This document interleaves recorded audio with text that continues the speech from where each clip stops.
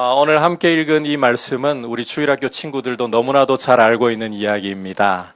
하나님께서 아브라함에게 100살에 낳은 아들 이삭을 무엇으로 드리라고 하셨나요? 번제로 드리라고 하셨죠. 참 충격적인 사건이에요. 여러분, 사람이 100살의 아이를 낳을 수 있을까요? 없을까요?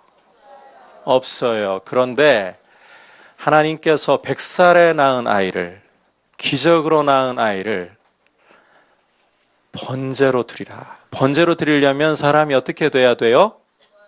죽어야 돼요. 이삭을 죽여서 하나님께 제물로 바치라. 자, 그런데 아브라함이 어떻게 했습니까?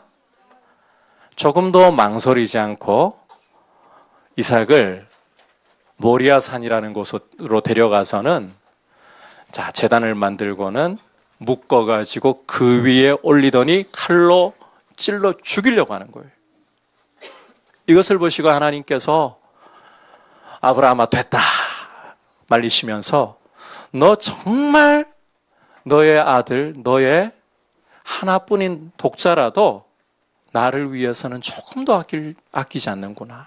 너 정말 나를 사랑하는구나.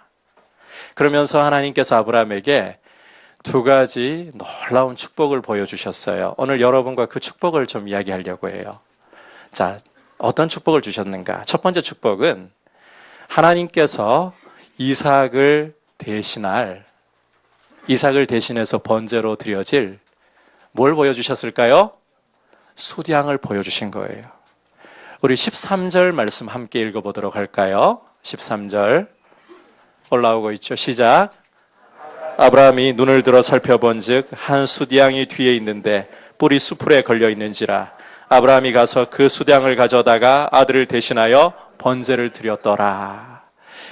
아브라함이 아들 이삭을 하나님께 번제로 드리기 위해서 모리아산으로 올라갈 때에 이삭이 아버지 아브라함에게 이런 질문을 했어요. 너무 이상한 거예요. 분명히 하나님께 번제를 드리기 위해서 나무도 가져가고 불도 가져가요. 그런데 제사를 드리려면 제일 중요한 게 뭘까요? 제물이죠. 아무리 봐도 하나님께 제물로 드릴 어린 양이 보이지를 않아요. 그래서 아버지에게 아버지 도대체 하나님께 드릴 제물은 어디 있나요? 그때 아브라함이 뭐라고 대답을 했을까요? 아들아, 제물은 하나님께서 자기를 위해서 직접 준비하실 거야. 그리고는 하나님 명령대로 이삭을 잡아 죽이려고 했죠. 진짜 순종을 했어요. 그럴 때 어떤 일이 벌어졌을까요? 하나님께서 어떤 일을 하셨을까요? 이삭을 대신해서 번제로 바칠 수량을 보여주신 거예요. 아브라함이 산에 올라가면서 이삭에게 그 말을 했었죠. 믿음으로 말을 했어요. 그 말대로 하나님이 이삭을 대신할 수량을 보여주셨어요. 이게 아브라함에게 주어진 첫 번째 축복이에요. 두 번째 축복은 한번 따라할까요? 아브라함에게 자손을 약속하신 겁니다. 자, 어떤 자손인가? 우리 18절 말씀 같이 읽어볼게요. 시작. 아니요. 마태복음 1장 1절 말고 창세기 22장 18절 시작. 또 내시로 말미암아 천하 만민이 복을 받으리니. 여기까지만 볼게요. 자, 하나님께서 아브라함에게 말씀에 너무나도 충실하게 순종하니까 한 자손을, 한 아들을 주신다는 거예요. 그런데 이 아들이 굉장히 놀라워요. 왜 놀랍습니까? 이 아들 때문에 누가 복을 받게 된다고요? 아브라함 집만이 아니고 천하 만민이, 모든 민족이 복을 받게 된다는 거예요. 대단한 약속이죠. 자, 우리 한번 정리해 볼게요. 두 가지 축복 뭐라고요? 첫 번째가 뭐라고요? 이삭을 대신할 수량을 하나님이 보여주셨고, 두 번째 축복 뭐라고요? 아브라함에게 누가 태어난다고요? 자손이 태어나는데 이 자손이 어떤 일을 한다고요? 천하 만민에게 복을 준다는 거예요. 자, 이것은 앞으로 일어날 아주 좋은 일을 하나님이 아브라함에게 미리 보여주신 거예요. 자, 먼저 하나님이 아브라함에게 주신 축복 중에 자손 이야기가 있었죠. 이 자손이 어떤 자손이라고요? 천하 만민을, 모든 민족을 복줄 자손이라 그랬죠. 도대체 이 자손이 누구일까요? 우리 마태복음 1장 1절에서 한번 확인해 볼까요? 자, 그 아브라함의 자손이 누구인가 같이 읽어볼게요. 마태복음 1장 1절 시작. 아브라함과 다윗의 자손 예수 그리스도의 계보라. 계보라는 거는 아버지가 누구고 아들이 누구고 보여주는 족보를 가리켜요. 자, 족보를 보니까 유대인들은 족보가 사람을 알아보는데 정말 중요한 도구예요. 족보를 보면 저 사람 누구 알 수 있어요. 그런데 자, 족보를 보니까 예수님이 누구라고요? 누구? 아브라함의 자손. 하나님이 모리아 산에서 순종하는 아브라함에게 자손을 약속했죠. 천하 만민에게 복을 줄 자손. 그분이 누구라고요? 예수님. 자, 사도 바울은 이것을 훨씬 구체적으로 분명하게 보여줘요. 갈라디아서 3장 16절. 우리 같이 앞에 나오고 있죠. 읽어볼까요? 시작. 이 약속들 내 씨로 말미암아 천하 만민이 복을 받으리라는 약속들은 아브라함과 그 자손에게 말씀하신 것인데 여럿을 가리켜 그 자손들이라 하지 아니하고 오직 한 사람을 가리켜 내 자손이라 하셨으니 곧 그리스도라. 자, 하나님께서 이삭을 번제로 바치라 아브라함에게 명령하셨을 때 아브라함이 그대로 순종하려고 했잖아요. 그럴 때 놀라운 약속. 자, 천하 만민이 너의 자손 때문에 복을 받게 될 거야. 자, 자손이 여럿입니까? 한 사람입니까? 한 사람이에요. 그 한 사람이 누구라고요? 예수님! 예수님. 예수님이 바로 저 모리아 산에서 예수님 오시기 2000년 전에 모리아 산에서 하나님이 약속한 분이라는 거예요. 그러면 이제 우리가 궁금한 점이 있어요. 예수님께서 어떻게 천하 만민에게 복을 주시는 분이 되는 걸까요? 궁금하죠? 자, 복을 이해하려면 우리 인간에게 찾아온 불행부터 제대로 이해를 해야 돼요. 여러분, 우리 인간은 불행에 처해 있어요. 어떤 불행에 처해 있을까요?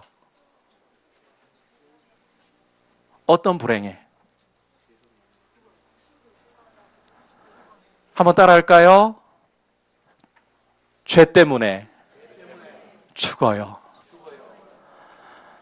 여러분, 원래 하나님이 우리 인간을 처음 만드실 때는 한번 따라합시다. 하나님 형상을 따라 하나님답게. 하나님이 처음 우리를 만드실 때는 하나님을 닮게, 신이신 하나님을 닮게 너무너무 귀하게 만드셨어요. 하나님과 함께 친하게 지내면서 죽음이라는 걸 모르고 지내게 만드셨어요. 그런데 우리 할아버지인 아담이 어떤 잘못을 저질렀나요? 하나님이 먹지 말라 하신 선악과를 따먹어 버렸죠. 이게 무슨 말인가 하면 쉽게 설명할게요. 하나님, 나 하나님 싫어요. 하나님 필요 없어요. 나한테 이래라 저래라 하지 마세요. 난 내 마음대로 하나님 없이 내가 하고 싶은 대로 살 거예요. 자, 원래 하나님 닮도록 만드셔가지고, 자, 한번 일어나 보시겠어요? 네, 하나님과 이렇게 사랑하고 사귀면서, 감사합니다. 이게 인간이에요. 그런데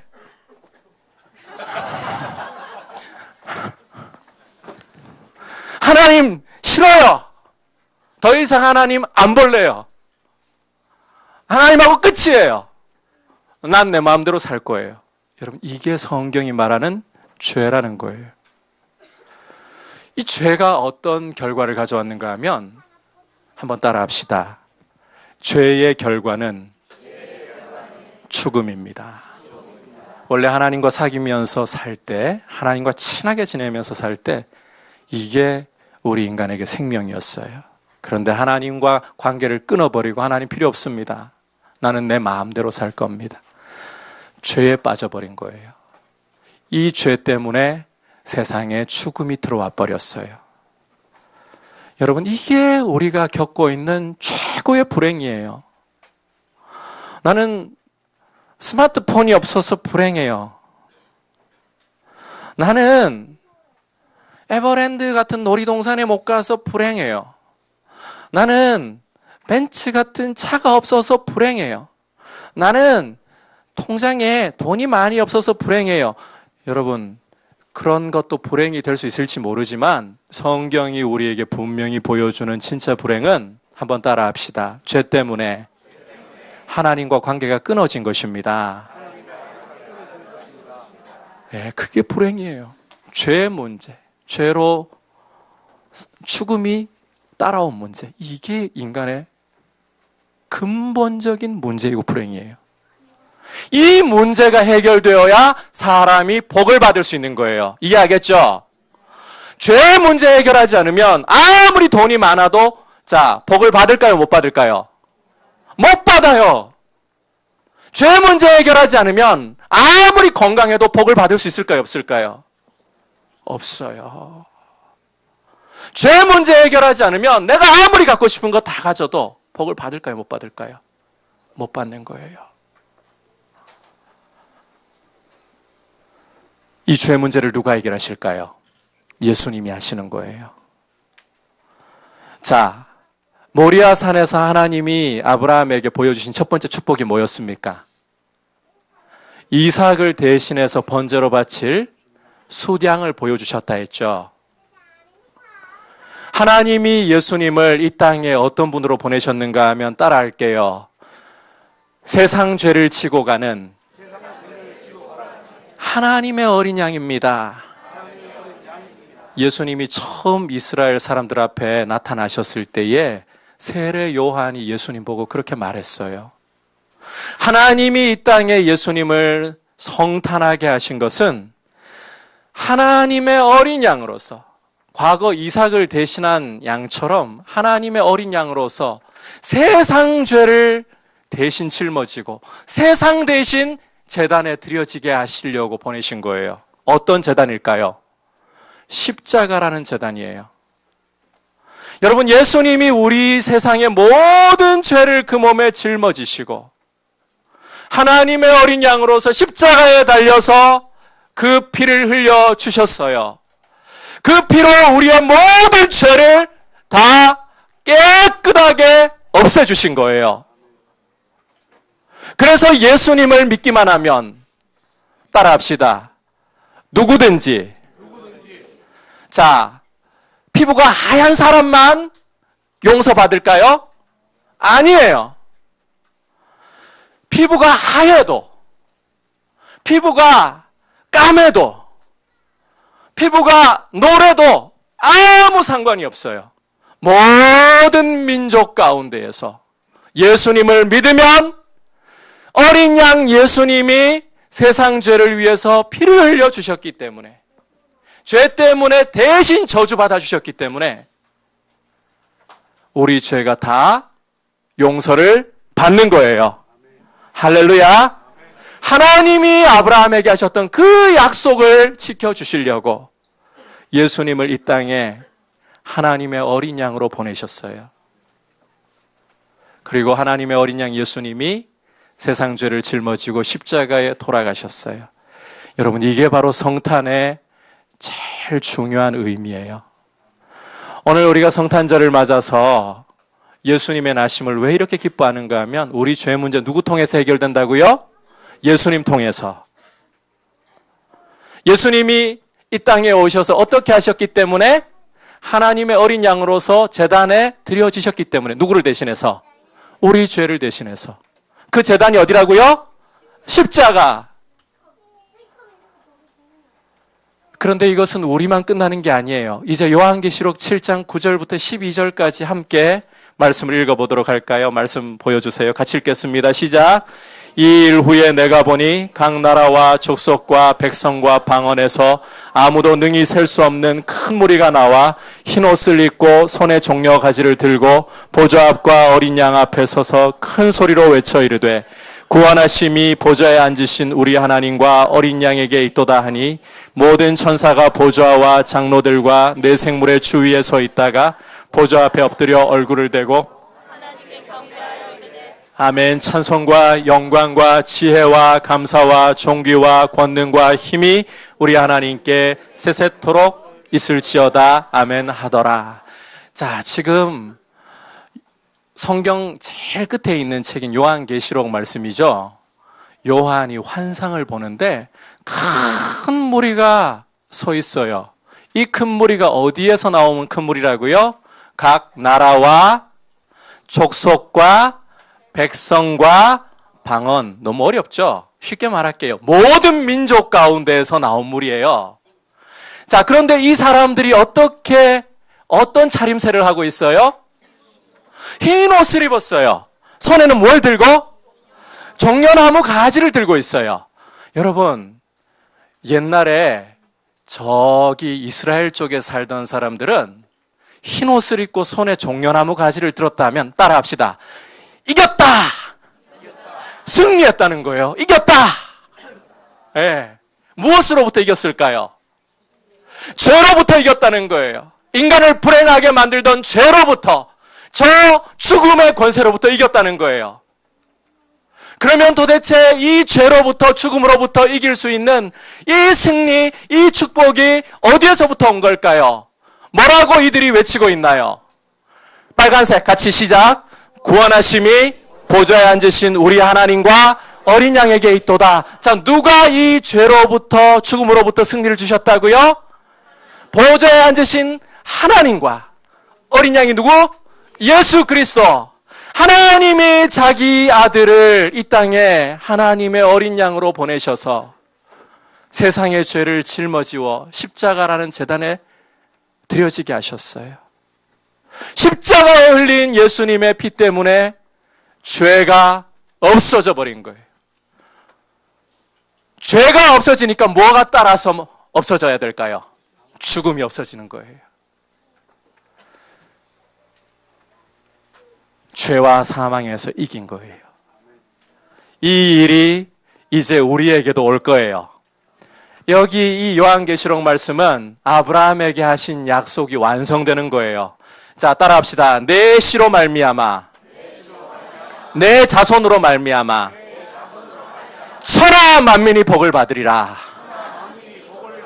하나님이 주신 아브라함의 씨 예수 그리스도 때문에 모든 민족 가운데 있는 예수님을 믿는 사람들이 아무도 차별받지 않고 죄 용서받고 죄와 죽음의 권세로부터 이겨서 장차 하나님 보좌 앞에 다 서서 승리의 찬송을 하나님께 드릴 거예요. 여러분, 이 찬송 드리고 싶지 않습니까? 우리는 이미 예수님 안에서 이 찬송을 드릴 자격을 얻었음을 믿습니다. 그리고 우리는 이 찬송을 함께 드리도록 모든 민족 가운데 예수님 때문에 복을 받도록 사람들을 불러야 되는 거예요. 이것이 선교예요. 저는 우리 민들레 교회가 이제 남아공에 선교센터를 마련해서 우리 자라나고 있는 아이들과 우리 성도님들이 열방을 향한 마음을 키워갈 수 있는 통로가 되기를 원합니다. 뿐만 아니라 우리가 함께 후원하고 기도하고 있는 선교사님들, 요즘 여러분 선교지에서 오는 소식들 가운데 어려운 소식이 참 많습니다. 정은혜 선교사님, 뉴질랜드에서 일본인 사역을 하고 계시는 정은혜 선교사님 건강이 급격하게 악화되어 가지고 영상을 보내고 싶었는데 못 보내실 정도로, 아제르바이잔에서는 예수님을 믿으면 이제는 감옥에 갈 수밖에 없도록 법이 통과되었고, 또 이슬람 곳곳에서는 복음을 전하면 언제 테러를 당할지 모르는 이런 위협들이 계속해서 올라오고 있어요. 하지만 예수님이 세상을 복되게 하시는, 모든 민족을 복되게 하시는 참 복을 주시는 분이라면 우리 민들레 교회는 이 일이 모든 민족 가운데 이루어져서 수많은 사람들, 자, 요한계시록에서는 셀 수 없다고 했어요. 그 사람들이 주님 앞에 서도록 이 통로가 되어야 하지 않겠습니까? 이것이 성탄을 주시는 의미입니다. 우리가 이 통로가 되기를 원합니다. 그리고 이 시간 우리가 예배자들로서 미리 주님 앞에 이 연습합시다. 우리 다 함께 온 나라와 온 족속과 백성과 언어들이 모여서 이 영광의 찬송을 드리는 이 완성을 이제 바라보면서 이 시간 함께 주님 앞에 각 나라, 각 족속과 백성과 언어로 이 시간 보좌에 앉으신 우리 하나님께, 구원하심이 보좌에 앉으신 우리 하나님 어린 양께 있습니다. 우리 같이 이 고백으로 주님 앞에 올려드리도록 하겠습니다.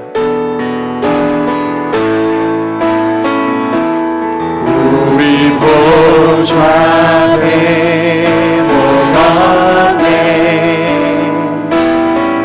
함께 주를 찬양하며